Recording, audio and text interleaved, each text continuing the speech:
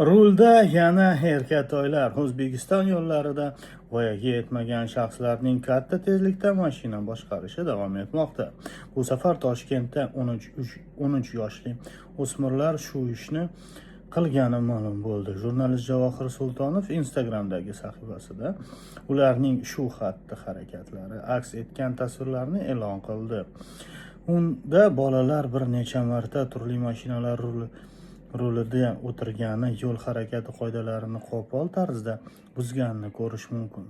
Shuningdek, videolardan birida bolalar yashaydigan mahalla aholisi ulardan shikoyat qilib, ularning uyiga kelgani ko'rinadi. Ma'lum bo'lishicha, bolalarning otasi farzandlarini tartibga chaqirib qo'yish uchun kelgan mahalladoshlariga qo'pol munosabatdan bo'lgan.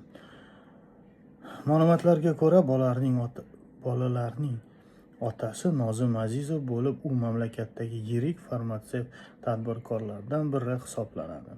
Kun.uz ma'lum bo'lishicha, holat yuzasidan bolalarga tarbiya bermaslik va mayda bezorilik moddalari bilan ish qo'zg'atilib, otaga nisbatan 5 sutka ma'muriy qamoq jazosi tayinlangan.